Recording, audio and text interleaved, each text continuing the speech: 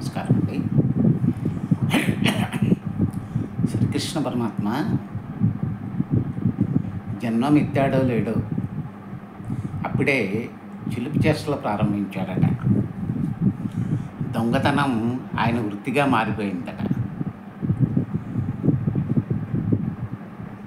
ఉట్టి అందకపోతే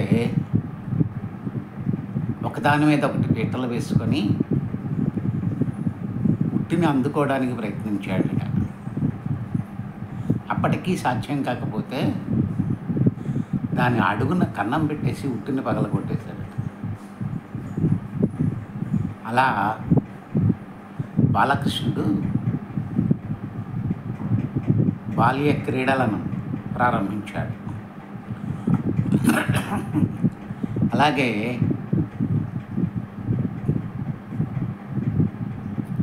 ఒక ఇంట్లో పెరుగు త్రాగి వెళ్ళేటప్పుడు ఆ పెరుగును కొంచెం ఆ ఇంటి కోడల యొక్క మూతికి రాసి వెళ్ళిపోయాడట. అత్త కోడలే పెరుగంతా తినేసిందని రాసి రంపాన పెట్టిందట.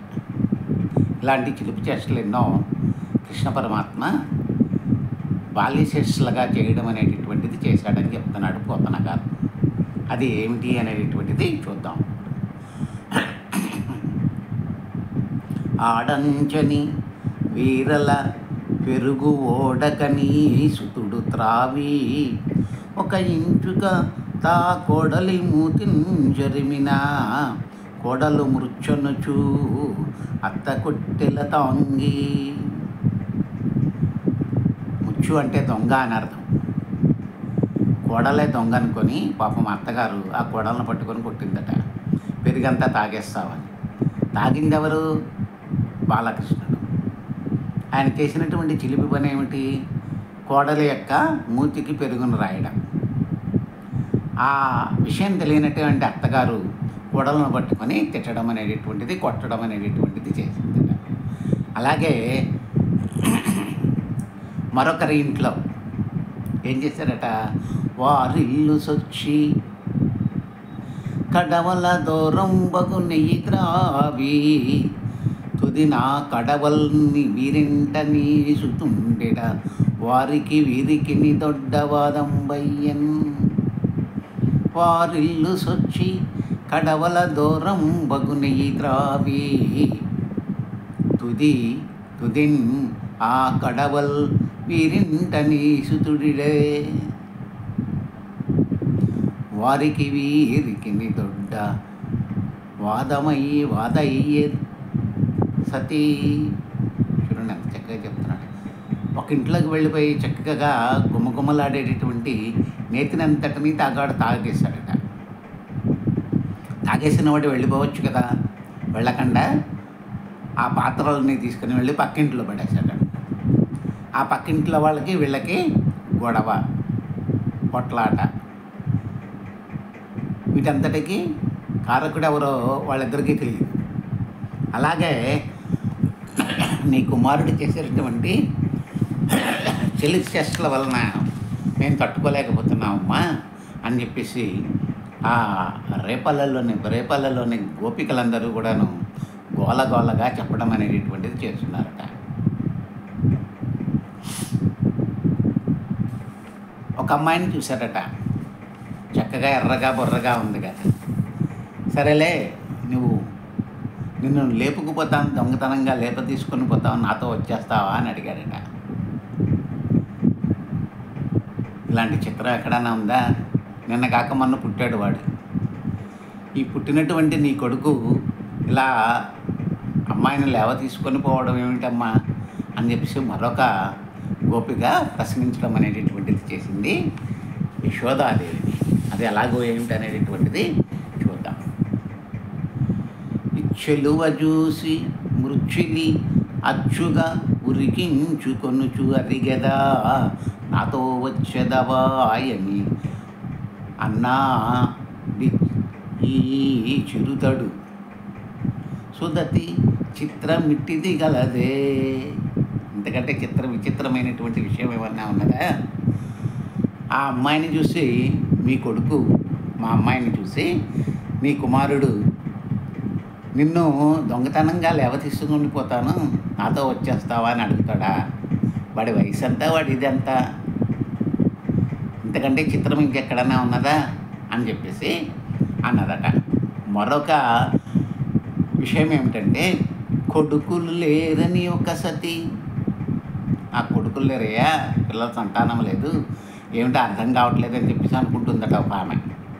కొడుకులు లేరని ఒక సతి కడు వగవగ తన్ను మగనిగా గైకొనినం, కొడుకులు కలిగెదరని పైబడినాడిది వినుము శిశువు పనులే తల్లి. శిశువులు చేయవలసినటువంటి పనులేనేవి, పసిపిల్లవాళ్ళు చేయదగినటువంటి పనేనా ఇది? కొడుకులు లేరనే ఒక యువతి పాపం దుఃఖంతో ఉన్నదట. ఆ అమ్మాయి దగ్గరికి వెళ్ళి, మీ కొడుకు ఏం చేశాడో తెలిసిన, మగనిగా గైకోనుము, నన్ను నువ్వు మొగుడుగా చేసుకో, నీకు సంతానం కలుగుతుంది అన్నాడంట.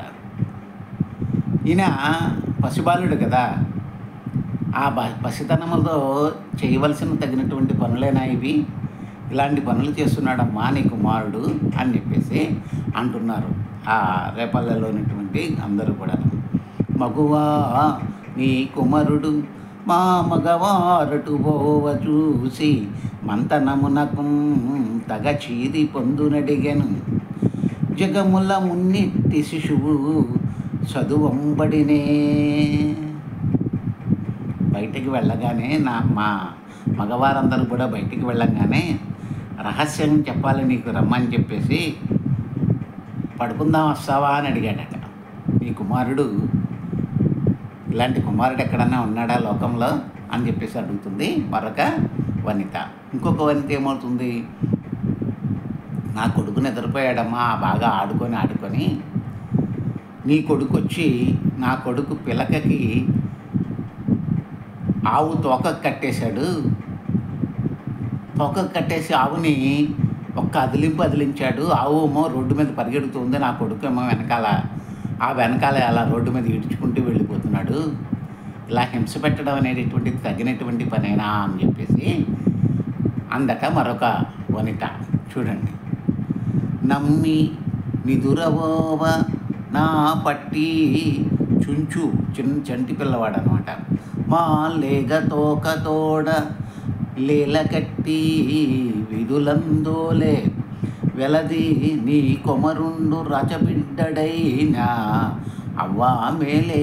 ఎంత రాజు కొడుకు, రాజు అయినటువంటి వాని యొక్క నందమహారాజు యొక్క కొడుకైనప్పటికీ కూడా ఇలాంటి పనులు చేయడం అనేటటువంటి తగినటువంటి విషయమేనా అని చెప్పేసి మరొకంత అడిగిందట. చిలిపి చేష్టలు అంటే ఇదేనన్నమాట. ఇలాగా ఒక్కొక్కరు ఒక్కొక్క విధంగా శ్రీకృష్ణుని మీద ఫిర్యాదులు చేయడం అనేటటువంటిది చేశారట. ఓయమ్మ నీ కుమారుడు మా ఇండ్లను పాలు పెరుగుమన నీడమ్మ, పోయదమెక్కటికైనను మాయన్నల సులభులా నా మంజులవాణి. ఇంకో ఆమె వచ్చి ఏం చేసిందో చూడండి. ఇదిగో తల్లి, నీ కొడుకు మా ఇంట్లో పాలు పెరుగు బతకనివ్వటం లేదమ్మా, మేము ఇంకా ఇక్కడ ఉండలేము, ఇక్కడి నుంచి వెళ్ళిపోతాము అని చెప్పేసి పాపం లబోదిబోం అన్నదట. ఇంకోకి, ఓయమ్మ నీ కుమారుడు మా ఇండ్లను పాలు పెరుగుమన నీడమ్మ, పోయిదమెక్కడికైనను మాయన్నల సులభులానా మంజులవాణి. అమ్మా, ఇంకా మేము ఈ ఊరు వదిలిపెట్టేసి వెళ్ళిపోతామమ్మా అని చెప్పేసి ఇంకొక గోపిక వచ్చి పాపం యశోదాదేవికి విన్నవించుకుందట. ఇలా జరుగుతూ ఉన్నటువంటి సందర్భమున ఎంతోమంది గోపికలు శ్రీకృష్ణుని మీద ఒక్కొక్కటి నిందలు మోపటం, నింద కాదు వాస్తవాలే, ఆ వాస్తవాలని చెప్పడం అనేటటువంటిది చేశారట యశోదాదేవికి.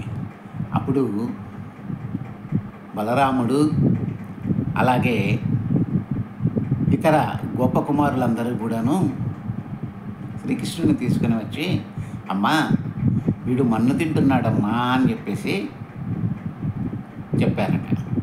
అప్పుడు నిజమా అని చెప్పేసి అనుకున్నదట ఆమె. లేదమ్మా, నేను అట్లా మన్ను తింటానా అని చెప్పేసి అన్నాడట శ్రీకృష్ణుడు. అదే చెప్తున్నాడు చూడండి. మన్నేటికి భక్షించెదు మన్నియమములేల నీవు మన్నింపవు, మీ అన్నయు సకులును చెప్పెదరు, అన్నా మన్నేల మరి పదార్థము లేదే. మట్టి తప్ప నీకు తినడానికి ఇంకేం లేదాయా? ఏం దొరకలేదా నీకు?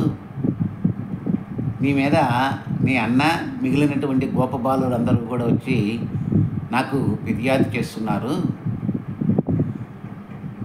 మరి మన్నెందుకు తిన్నావు? మన్ను తప్ప నీకు తినడానికి ఏం దొరకలేదా అని చెప్పేసి అని అడిగిందట యశోదాదేవి శ్రీకృష్ణ పరమాత్మ. అలా ఆ బాలుడైనటువంటి శ్రీకృష్ణుడు ఏమని సమాధానం చెప్తాడో చూడండి. కానీ నాన్న మన్నెందుకు తిన్నావురా అని అడిగిందట పాపం యశోదాదేవి. నేను అన్న మాటలు ఎందుకు నువ్వు అమలు చేసుకోవట్లేదు, నేను చెప్పినట్లు ఎందుకు నడుచుకోవట్లేదు నీవు అని అడిగిందట. అలాగే నీవు మన్ను తింటున్నావని నీ అన్న ఇతర గొప్ప బాలురందరూ కూడా వచ్చి చెప్తున్నారు. నువ్వు తినడానికి ఇంకేం పదార్థాలు లేవా ఇంట్లో నీకు అని చెప్పేసి అని అడిగిందట. అప్పుడు అమాయకంగా ముఖాన్ని పెట్టి కృష్ణ పరమాత్మ ఇలా అన్నాడట. అమ్మా మన్ను తినంగనే శిశువును ఆకొంటినో వెర్రినో, నమ్మంజూడకు విరి మాటలు మదిన్న నీవు కొట్టంగా, వీరి మార్గంబు ఘటించి చెప్పెదరు, కాదే నిన్నది అస్య గంధం మగ్రాణము చేసి, ఆ వచనములు తప్పైన దండింపవే.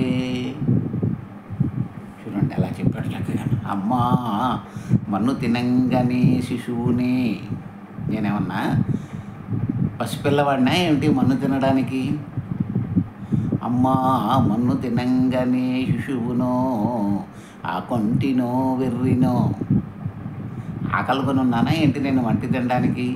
నేనేమన్నా వెర్రివాడనా ఏంటి అని చెప్పేసి అన్నాడట. నమ్మంజూడకు విరి మాటలు మదిన్, నీ మనసులో వీళ్ళు చెప్పినటువంటి మాటలు దేన్ని కూడా నమ్మబాకమ్మా. నన్నీవు కొట్టంగా ఈ మార్గము గడించి చెప్పెదరు, నీ చేత నన్ను కొట్టించడానికి ఇటువంటి తేడా మాటలు చెప్తున్నారు వీళ్ళు. కాదేమి మది హాస్య గంధం ఆఘ్రాణము చేసి, నా వచనములు తప్పైన దండింపవే. ఒకవేళ నేను అబద్ధం చెప్తున్నాను అనుకున్నట్లయితే నా నోటి యొక్క వాసన చూడు, నేను చేసినది నేను చెప్పినటువంటి మాటలు తప్పైనట్లయితే నన్ను నిజంగానే నువ్వు దండించవమ్మా అని చెప్పేసి అన్నాడట కృష్ణ పరమాత్మ. అమ్మా మన్ను తినంగానే శిశువునో కొంటినో వెర్రినో, నమ్మంజూడకు విరి మాటలు మదిన్ నన్నీవు కొట్టంగా, వీరి మార్గంబు ఘటించి చెప్పెదరు, కాదే నిన్ మది హాస్య గంధం మాగ్రాణము చేసి, నా వచనములు తప్పైన దండింపవే.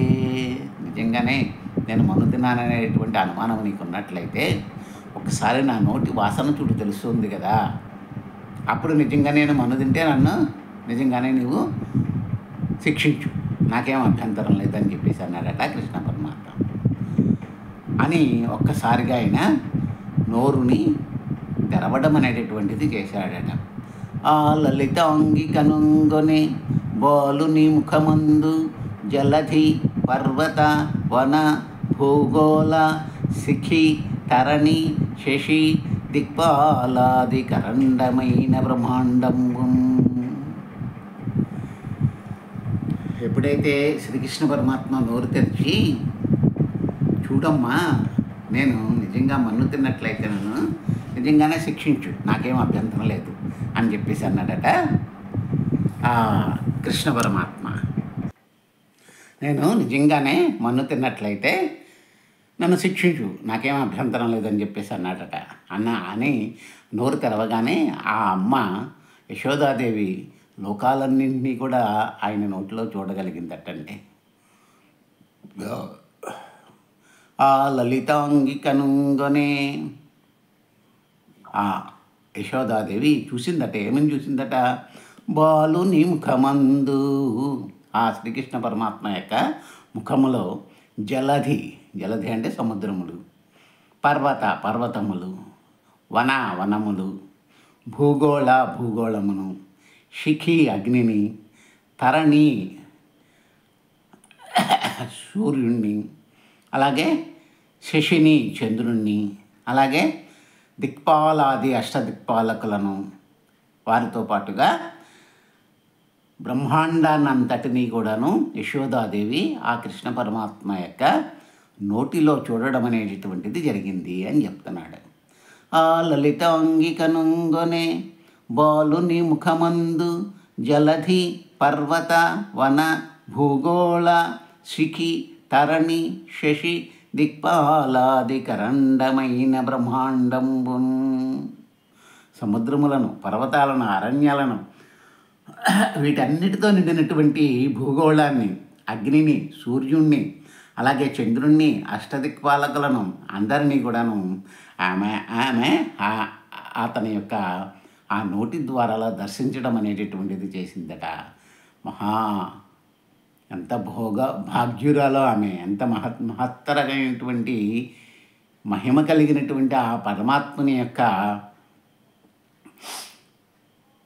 సకల రూపాలను ఆమెను చూడడం అంటే సర్వాంతర్యామి అయినటువంటి కృష్ణ పరమాత్మ,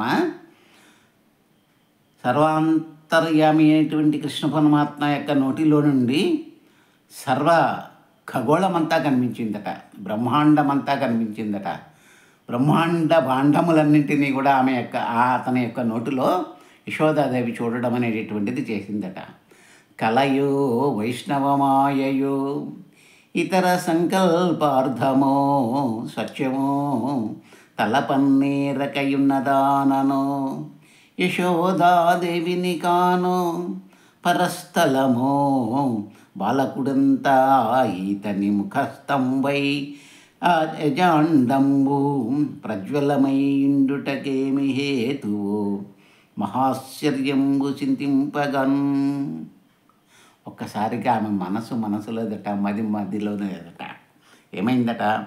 కలయో వైష్ణవమాయయో ఇతర సంకల్పార్థమో సత్యమో తలపన్నీరకయున్నదానను యశోదాదేవిని గానో పరస్థలమో బాలకుడెంత ఈతని ముఖస్తంభై అజాండంబు ప్రజ్వలమైయుండుటకేమి హేతువు మహాశ్చర్యంబు చింతింపగన్. నేనేమన్నా కలగంటున్నానా? లేకపోతే ఇది విష్ణువు యొక్క మాయ కాదు కదా అని అనుకున్నదట. అంతేగాన ఇంకేమన్నా భగవంతుని యొక్క సంకల్పం ఏమన్నా ఉన్నదా దీని వలన? లేకపోతే ఇదే సత్యమేమో నేను ఊహించలేకపోతున్నాను. అసలు నేను యశోదనేనా? నేనున్నది నా దేశంలోనేనా, నా ఇంట్లోనేనా, వేరే స్థలంలో ఎక్కడైనా ఉన్నానా?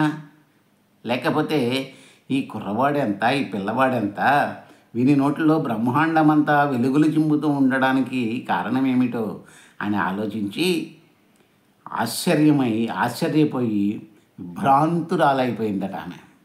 ఒక్కసారిగా ఆమె మనస్సంతా కూడాను ఆశ్చర్యానికి లోనైందట. ఎందుకని? చంటి పిల్లవాడే. ఈ పిల్లవాడి యొక్క నోట్లో నదులు, సముద్రాలు, అడవులు, సూర్యచంద్రులు, అష్టదిక్పాలకులు వీళ్ళందరూ ఆయన నోట్లో కనిపించడం ఏమిటి? ఇది విష్ణుమాయ అయి ఉంటుంది. లేకపోతే నేను కలన్నాగానే ఉంటాను, లేకపోతే కావాలనే కృష్ణ పరమాత్మ నాకు ఈ విధమైనటువంటి బహుమానం ఇచ్చాడేమో అని ఎన్నో రకాలుగా పాపం యశోదాదేవి భావన చేసిందట. కలయో వైష్ణవమాయయో ఇతర సంకల్పార్థమో సత్యమో తలపన్నీరకయున్నదాననో యశోదాదేవిని కానో పరస్థలమో బాలకుడెంత ఈతని ముఖస్తంభై అజాండంబు ప్రజ్వలమైండుటకేమి హేతువు మహాశ్చర్యంబు చింతింపగన్. ఇదంతా చూస్తుంటే నాకు చాలా ఆశ్చర్యం కలుగుతుంది అనుకున్నదట యశోదాదేవి. అలా ఆశ్చర్యపడినటువంటి యశోదాదేవి అనుకున్న ఇంకేమనుకుందో చూడండి. బాలమాతృడగు సలీలుని ముఖమందు విశ్వమెల్ల ఎట్లు వెలసియుండు బాలు భంగీతడు బాసిల్లుగానే సర్వాత్ముడాది విష్ణునగుట నిజము. అప్పుడు అనుకుంటుందట ఆమె, అమ్మో ఇటు మామూలు బాలుడు కాదు, ఈయన సర్వాత్ముడైనటువంటి ఆ విష్ణు పరమాత్మే ఈ రూపంలో నాకు సంతానంగా కలిగి ఉంటాడు అని చెప్పేసి అనుకుందట. కేవలము ఇంత చిన్న వయసులో నోటిలో ఈ బ్రహ్మాండాన్ని అంతటిని కూడా ఏ విధంగా చూపించగలిగాడు ఆయన? ఆ చిన్న బాలుని నోటిలో బ్రహ్మాండం అంతా కూడా ఏ విధంగా మిడిపోయి ఉన్నది? ఇతడు పసివాని వలె కనిపిస్తున్నాడు, కానీ సర్వాత్ముడైనటువంటి శ్రీ మహావిష్ణువే అని ఆమె ధృవపరుచుకుందట. ఆ కృష్ణ బాలకృష్ణుని సర్వాత్ముడైనటువంటి పరమాత్మగా ఆమె భావించడం అనేటటువంటిది చేసిందట అని ఈ విధంగా నిశ్చయించుకుందట. ఏమని? ఏ మహాత్ముని వలన ఈ విశ్వరూపంబు కానపడిన బుద్ధి కంపమయ్యే ఆ మహాత్ము విష్ణు అఖిల లోకాధారు ఆర్తులెల్లబా ఆయన ఆశ్రయింత్రు. అందరూ కూడా ఎవరైతే కష్టాల్లో ఉన్నారో వాళ్ళందరూ కూడా ఆశ్రయిస్తారట ఈ బాలుణ్ణి. ఏ మహాత్ముని వలన అంతటా వ్యాపించి ఉన్నటువంటి ఈ విశ్వము నాకు కనిపించిందో, నా బుద్ధి చెలించిపోయినట్లయిందో, ఆ మహాత్ముడైనటువంటి విష్ణువు అన్ని లోకాలకు ఆధారంగా నిలబడినటువంటి వాడు. నా దుఃఖం పోవడానికి ఈ విష్ణువే ప్రధానుడు, కాబట్టి ఈ విష్ణువునే శరణు కోరుతాను అని యశోదాదేవి ఆయనని స్తోత్రం చేసిందట. ఏమని?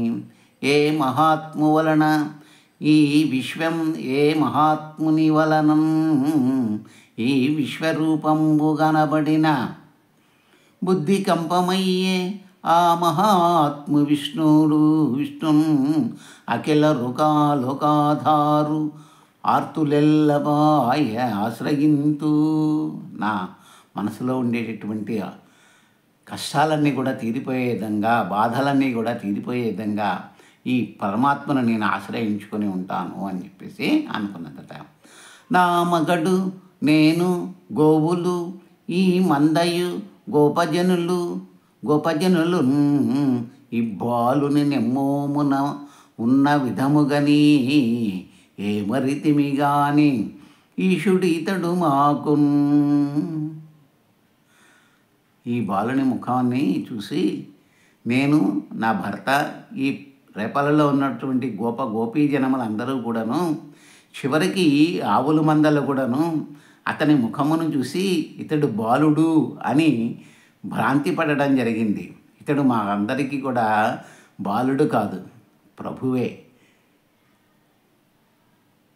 లోకాలన్నింటినీ పరిపాలించేటటువంటి, లోకాలన్నింటినీ కూడా ఏలేటటువంటి ప్రభువే ఎవరైతే ఉన్నారో ఆ ప్రభువే శ్రీ మహావిష్ణువే, సాక్షాత్తు శ్రీ మహావిష్ణువే అని చెప్పేసి మనసులో అనుకుని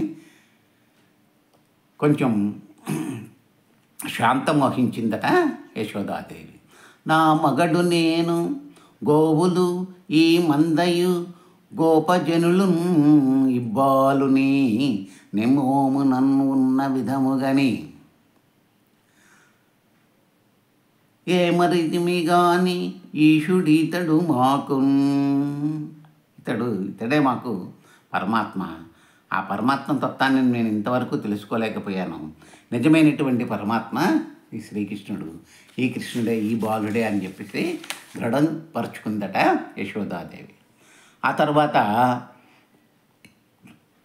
యశోదాదేవి యొక్క పూర్వజన్మ వృత్తాంతాన్ని గురించి చెప్తున్నాడండి ఇక్కడ. యశోదాదేవి పూర్వజన్మలో ధర అనేటటువంటి పేరుతో ఉన్నదట. ఆమె భర్త ద్రోణుడు అనేటటువంటి వసువులలో ఒకడు. ద్రోణుడు అనేటటువంటి వసువులకి, అలాగే ధర అనేటటువంటి భార్యగా ఈ యశోదాదేవి ఉన్నదట. వారిద్దరిని బ్రహ్మదేవుడే ఆదేశించాడట, మీరిద్దరు వెళ్ళి భూలోకములో ఉండండి అని. అప్పుడు విశ్వేశ్వరుని సేవించేటటువంటి భాగ్యము మాకు కలిగినట్లయితే మేము అలాగే చేస్తామన్నారట. అలాగే ఆ ద్రోణుడే భూలోకంలోకి వచ్చి నందునిగాను అలాగే ధరాదేవి యశోదగాను జన్మించింది. ఈ విధంగా శ్రీహరి కూడా బ్రహ్మదేవుని మాట మన్నించి ఆ దంపతులను తల్లిదండ్రులుగా అంగీకరించి ఎంతో భక్తితో సంతోషంతో వారిని గౌరవించడం అనేటటువంటిది చేశాడు. వారికి సంతానంగా కలగడము అనేటటువంటిది జరిగింది. ఈ విధంగా శ్రీకృష్ణ పరమాత్మ బాల్యములో చిలిపి చేష్టలు, దుందుడుకు చేష్టలు చేయడం అనేటటువంటిది చేశాడు. అలా చేసినటువంటి ఆ పరమాత్మ తత్వాన్ని యశోదాదేవి తెలుసుకోగలిగింది. అలా తెలుసుకోగలిగినటువంటి యశోదాదేవి సాక్షాత్తు ఆ పరమాత్మ తత్వమే నాకు సంతానంగా కలిగింది అనేటటువంటి భావనను ఏర్పరచుకున్నది. ఆ విధంగా శ్రీకృష్ణ పరమాత్మని ఇలా ప్రశ్నించిందట. వీరెవ్వరు శ్రీకృష్ణులుగారా ఎన్నడును వెన్నగానరంట కదా, చోరత్వం వించుకయును నేరరట ధరిత్రి నిట్టిని ఎతులు గలరే. ఎంత వ్యంగ్యంగా మాట్లాడుతుందో చూడండి అతను చేసినటువంటి చిలిపి చేష్టలకి. అప్పుడు యశోదాదేవి శ్రీకృష్ణుని పట్టుకోవడం అనేటటువంటిది చేసిందట. ఏం చేసిందట, ఓహో ఎవరు వీరు, శ్రీకృష్ణులేనా? అసలు వెన్నంటే ఎప్పుడు కూడా దొంగతనం చేయలేదట కదా వీరు. పాపం దొంగతనం అంటే ఏమిటో కూడా తెలియదు కాబోలు. ఈ భూమి మీద నీకంటా బుద్ధిమంతులు ఇంకెవరన్నా ఉన్నారయ్యా అని వ్యంగ్యంగా శ్రీకృష్ణ పరమాత్మని అడగడం అనేటటువంటిది చేసిందట. ఎందుకనంటే గోపికలందరూ కూడాను కృష్ణ పరమాత్మ మీద ఎన్ని ఆరోపణలు చేయాలో అన్ని ఆరోపణలు చేశారు. ఆ ఆరోపణలన్నీ పట్టుకొని చివరికి యశోదాదేవి ఇలా అడగడం అనేటటువంటిది చేసిందట. అలా చేస్తున్నటువంటి సందర్భంలో ఈయన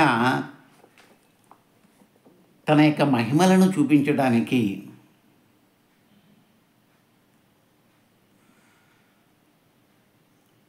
ఆమెకి పట్టుబడిపోయాడట. యశోదాదేవికి పట్టుబడిపోయి రక్షించడం ఇద్దరిని రక్షించడం అనేటటువంటిది చేశారట. ఎవరాయా ఇద్దరు అంటే ఉలూక బంధన యమళార్జున భంజనాద్యభి వర్ణనము అని అంటున్నాడు ఇక్కడ. అంటే బాలకృష్ణుడు వెన్నెను దొంగిలించడమే కాకుండా అందరికీ సంతోషం కలిగించేటట్లుగా మాట్లాడడమే కాకుండా తల్లి తనను కట్టివేస్తుందని ఆశ్చర్యపోతున్నట్లుగా కనిపించినటువంటి వాడై గోవులను కాసేవాడు, నొసటన మొత్తైదు బొట్టు అలంకరణగా మెరుస్తున్నటువంటి వాడు అయిన ఆ బాలుని యశోదాదేవి రోకటికి కట్టేసిందట. నువ్వు ఇంత చెడు పనులు చేస్తున్నావా, దొంగ పనులు చేస్తున్నావా అని ఆమెని కట్టడం అనేటటువంటిది చేసేసిందట. పరమాత్మని కట్టగలిగినటువంటి శక్తి ఎవరికైనా ఉంటుందండి. అలాగే యశోదాదేవికి కూడా ఆమె ఒక్కదానికే అది సాధ్యమైంది. ఎలా సాధ్యమైందయ్యా అంటే ఆమె తల్లి కాబట్టి, తనకి కుమారుడుగా పుట్టాడు కాబట్టి కుమారుడైనటువంటి వాడిని బంధించగలిగినటువంటి శక్తి తల్లి ఒక్కదానికే ఉంటుంది, ఇంకెవరికి ఉండదు. పరమాత్మతత్వాన్ని బంధించగలిగినటువంటి శక్తి ఎవరికి ఉంటుందండి? ఆమె పరమాత్మనిగా ఆయన్ని భావించింది కాబట్టి ఆవిడకి కలిగింది ఆ అదృష్టం.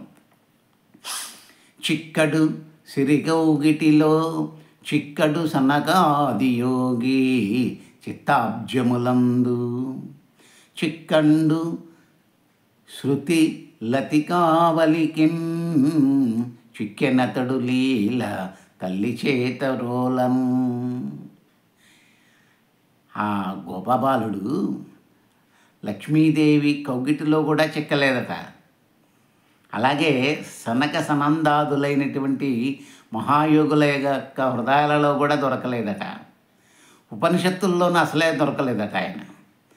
అటువంటి లీలగా అటువంటి వాడు శ్రీకృష్ణుడు లీలగా అవలీలగా తల్లి చేతికి చిక్కి రోటి చేత కట్టివేయబడ్డాడట. రోలుకి కట్టివేయబడ్డాడట. ఇలా కట్టివేయబడడంలో కూడా ఒక అద్భుతమైనటువంటి సంఘటనను మనకి అక్కడ గుర్తుకు చేయడానికి అలా చేశాడన్నమాట. ఏమిటయ్యా అంటే నలకూబరులు మణిగ్రీవుడు అనేటటువంటి ఇద్దరు యక్షులు శాపవశాన మధ్యవృక్షాలుగా పుట్టారట. అలా పుట్టినటువంటి ఆ నలకూబరుడు అలాగే మణిగ్రీవుడు అనేటటువంటి ఇద్దరిని రక్షించడం కోసమని శ్రీకృష్ణ పరమాత్మ తల్లి అయినటువంటి యశోదాదేవికి చిక్కి రోకటి చేత బంధించబడ్డాడట. ఆ కథ ఏమిటి అనేటటువంటిది మనం రేపు చెప్పుకోవడానికి ప్రయత్నం చేద్దాము. స్వస్తి.